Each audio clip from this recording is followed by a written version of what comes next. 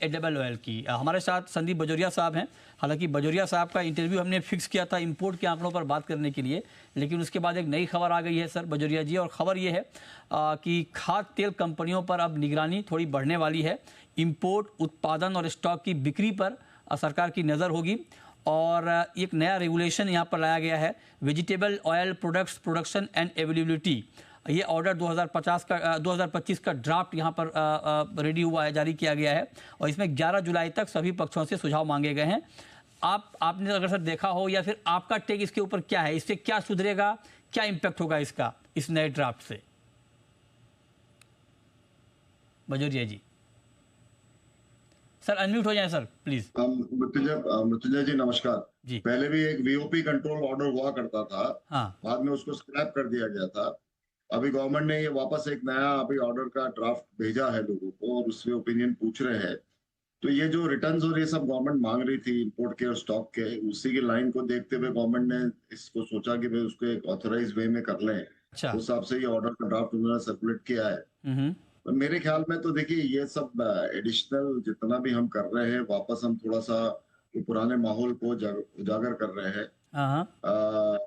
Voluntary compliance की जगह पे हम कंपलसरी कंप्लायंस में जा रहे हैं। हम्म। तो बात ठीक है। अब जो गवर्नमेंट जब डिसाइड करके ड्राफ्ट इशू किया है तो इंडस्ट्री रिस्पॉन्ड करके अपने ऑब्जेक्शन सजेशन उसमें देगी और उस हिसाब से उस बात को आगे बढ़ाएगी। अच्छा। तो ठीक है, सर एक बात लेकिन बजोरिया जी, मतलब आपने कहा कि पहले भी ये ऑर्डर था, अगर ये ऑर्डर दोबारा या ड्राफ्ट जारी किया गया है तो इसके पीछे सेंस क्या बन रहा है? क्या कहीं कुछ इस बात की आशंका है कि डेटा शेयरिंग ठीक से नहीं हो रहा है? नहीं, आशंका का सवाल नहीं। उनको ये है कि उनको रेगुलर बेसिस पे कंटिन्यूअस डेटा चाहिए और हम्म। उसको डेटा कलेक्शन की अथॉरिटी चाहिए। आप समझे ना? अभी अभी once the order is in place then they will get automatic authority and people will have to comply with it. तो वो बात को लेके उन्होंने ये इसका प्रस्ताव रखा होगा। बट मेरे ख्याल से जहां तक हम माहौल ऐसा ट्रस्ट का बना के और वॉलंटरी करें वो बहुत अच्छा होता है। हम्म। बट देखिए गवर्नमेंट ने अभी इंट्रोड्यूस किया है तो इंडस्ट्री अपने सजेशन उसमें देगी। फिर देखते हैं किस तरह से गवर्नमेंट उसका फाइनल स्वरूप लेती है। इंडस्ट्री को और ट्रेड को ट्रांसपेरेंट होना और डेटा शेयरिंग करना ये उनकी रिस्पॉन्सिबिलिटी है। राइट। वो तो ऐसे भी उनको करना चाहिए, ओके। उसमें कोई सवाल नहीं। ठीक है, अब आते हैं सर आपके आंकड़ों पे। आपने जून के नंबर जारी किए हैं और आपको बता दें कि सनविन रिसर्च का जो आंकड़ा होता है बहुत इन डेप्थ होता है एडिबल ऑयल के इंपोर्ट के लिए, और बार बार वो मतलब बजोरिया जी में थोड़ा जर्नलिस्टिक स्किल भी है, तो वो बार बार वो हिंट भी करते हैं कि आंकड़े कैसे आ रहे हैं। जैसे बीच में ये हुआ था कि 4 महीने तक लगातार 10 लाख टन से कम का इंपोर्ट हुआ था पाम तेल का, तो इन्होंने सबसे पहले उसको रेस किया कि भाई 10 लाख टन से कम इंपोर्ट हुआ है लगातार चौथे महीने। तो हेडलाइन भी हमें देते रहते हैं। तो इस बार की हेडलाइन क्या है सर? जो जून के आंकड़े आपके जारी हुए हैं उसमें मैं देख रहा हूं कि करीब करीब 7,11,000 टन सीपीओ का इंपोर्ट हुआ है, 1,36,000 टन आरबीडी का इंपोर्ट हुआ है। क्या इसमें सर नया क्या है इस इंपोर्ट के आंकड़ों में? नहीं मृत्युंजय जी, नई बात आपने सही कही कि जनवरी फरवरी मार्च अप्रैल 4 महीने में हमारा इंपोर्ट सिर्फ 9 लाख टन हर महीने का था। मई में हमारा इंपोर्ट 12.5 लाख टन का हुआ है ठीक और है। अभी जून में हमारा इंपोर्ट 14.5 लाख टन का हुआ है। अच्छा। तो ये जून महीना हमारा हाईएस्ट इंपोर्ट का महीना है 2025 का। ओके। और वैसे हमें तेल की जरूरत है। अभी आगे हमारे फेस्टिवल सीजन आ रहा है, हम्म। डोमेस्टिक क्रॉप्स ऑफ सीजन में चले गए हैं। हम्म। मैं तो उस कारण से ग्राउंडनट है, सरसों है, कॉटन सीड है, इनकी लोकल कीमतें बढ़ गई है और वो सब ओके। ऑफ सीजन में चले गए। हम्म। तो इंपोर्ट को बढ़ना और बढ़ाना बहुत जरूरी था और उस हिसाब से इंडस्ट्री और ट्रेड ने मिलकर इतना इंपोर्ट किया है। तो आज हर पोर्ट पे ऑयल अवेलेबल है, हर तरह का तेल अवेलेबल है। 8.5 लाख टन तेल पाम आया है, 4 लाख टन सोयाबीन ऑयल आया है, 2,10,000 टन सनफ्लावर आया है। तो हम्म। सब तरह के तेल पर्याप्त मात्रा में इंपोर्ट हुए हैं जून में और सब पोर्टों में अच्छा स्टॉक सब तेल का है। अच्छा। तो ये एक अच्छा दिखा रहा है कि इंडस्ट्री और ट्रेड ने मिलके जैसे सब फेस्टिवल सीजन को देखते हुए हम्म। एक प्लानिंग करके ये इंपोर्ट को बढ़ावा दिया है।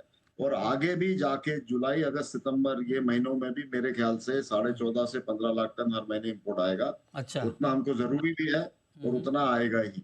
ओके, तो आप कहने की ज़रूरी भी है, आएगा भी। सर हम जब इंपोर्ट बढ़ा रहे हैं अपना, तो ग्लोबल मार्केट का सिचुएशन इस वक्त क्या है? क्या हमारे फेवर में है, या आप चूंकि हमें करना ही है, दाम कुछ भी हो तो उस लिहाज से हम कर रहे हैं लेकिन वायबल नहीं है? नहीं, ग्लोबल मार्केट पाम ऑयल अभी सब में सस्ता तेल हो गया है। देखिए हाँ। आज पाम की कीमत जो है 1,055-60 डॉलर का पर मेट्रिक टन जुलाई शिपमेंट का भाव है। सोयाबीन ऑयल उससे $100 महंगा है, 1155-60 है।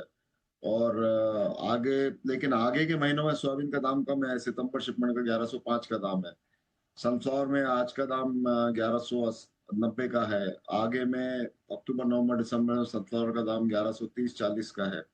तो आगे के महीनों में सनफ्लावर में भी नया सीजन आ रहा है, सोयाबीन का भी आगे के महीनों में दाम कम है, और पाम तो ऑलरेडी लोअर स्टेज पे चल रहा है, $100 सस्ता चल रहा है सोयाबीन से पाम, और $150 सस्ता चल रहा है सनफ्लावर से। हाँ। तो इंटरनेशनल मार्केट में भी पर्याप्त तेल अवेलेबल है, वहां ओके। भी कोई क्राइसिस वाली सिचुएशन नहीं है। वहां बायोडीजल के लिए जो अमेरिका में और ब्राजील में जो हाँ। मूवमेंट हुई है, ब्राजील को 14 को भी 15 किया, और अमेरिका में रिन्यूएबल डीजल के लिए जो 45 और बाद में ये जो 5.6 बिलियन डॉलर्स का एलोकेशन किया है, जी। वो जरूर डेफिनेटली उसने बाजार को $50 पर बढ़ा दिया है, जो दो था उससे सोयाबीन ऑयल का। हम्म। लेकिन फिर भी पर्याप्त मात्रा में तेल अवेलेबल है, और पाम ऑयल अभी मेन सीजन में है, तो पाम हमारे लिए one of the best oil हो गया है, तो इसीलिए पाम का सब में ज्यादा इम्पोर्ट हो रहा है।